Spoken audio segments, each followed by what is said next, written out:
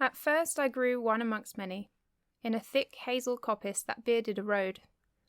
A man came, on a horse loaded heavy as a late summer pear tree. A wind pressed us and dizzied me once against the man's cap.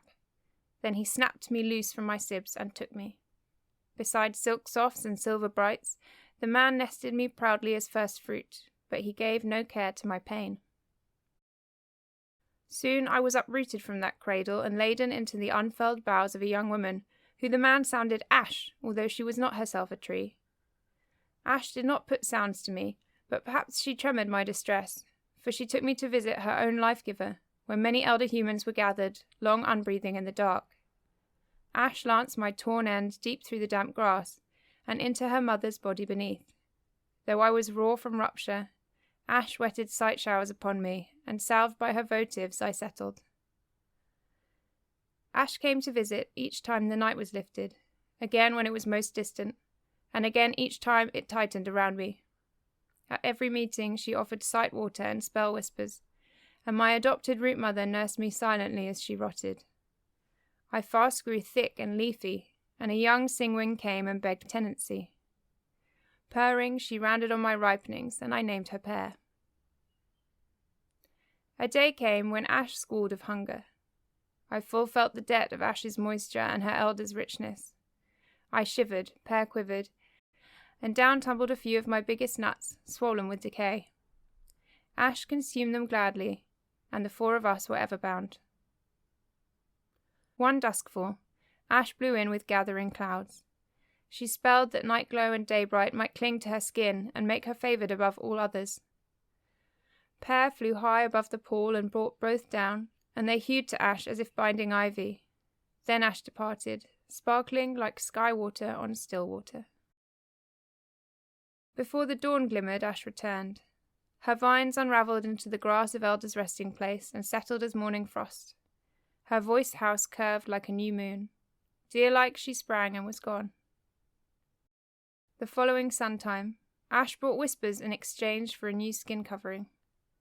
I trembled, Pear plucked, and copper beech leaves flurried down to cover Ash like scales. Pear cooed as Ash pranced and crackled. Then Ash capered away. The sun blaze dimmed. The wind's breath swelled.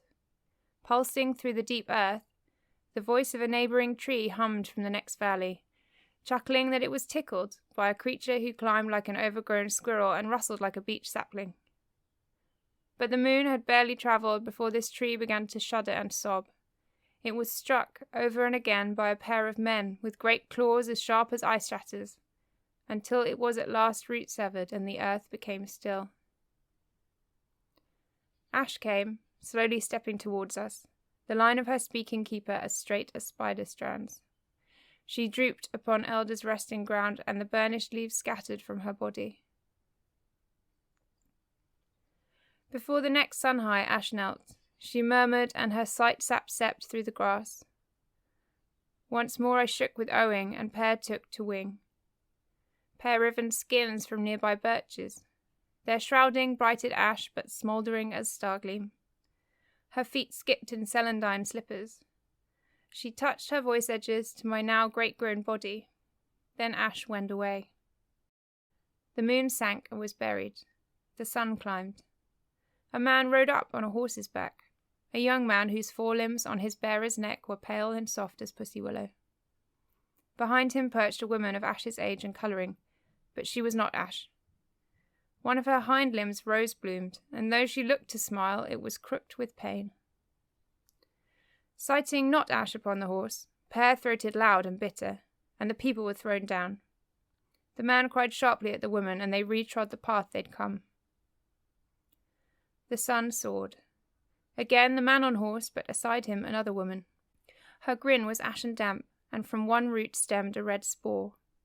Again Pear angered, shrilling fast towards them, and the horse tossed them leaf-like to the ground. The man seized the woman by where she bled and shook her. They recovered their carrier, and wound back as they had been. As sky warmth faded and dark pools stretched out, Ash herself came on the horse with man, sitting stiffly in her silvered shroud. Behind them trailed others, the man who took me from my sprouting place, the women who had smiled despite their wounds, and another man, age-browed, wearing a shining bramble atop his head. From his hip jutted a long gleaming tooth that resounded of its lively works.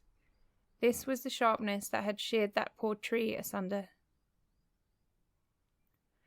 At a sound from Ash, the herd stopped within my shade spill.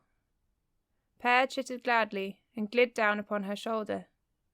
Ash and the youngest man stepped onto Elder's earthbed. The older men stood close by, my kidnapper at Ash's shoulder, and the tree killers beside each other. The women hovered behind Ash with their seeing turned downward. Beneath, Elder remained resigned. The briar-wearer rang out his voice like a song thrush, whilst the young man lifted a branch towards Ash, which on its leaf tip bore a tiny sun circle. Watchful, Pear flew at the offerer, her little claws scratching at his looking places till they flowered like poppies. The man beside him raised his sharp tooth at Pear, but she was quick and light, her beak strong and sharpened on nut hides, and as she pecked about his briar-heavy brow, his sight-makers split and oozed as if they were ripe plums. The ice claw fell from him and was half sunk into the ground. Grasping for it came the last man who had wronged me long ago, and my limbs trembled. Pear flew against this man and took his seeing lastly, and yet Ash stood still and tall as the hare who scents a fox, whilst around her the menfolk crawled and cried, frog-like in the grass.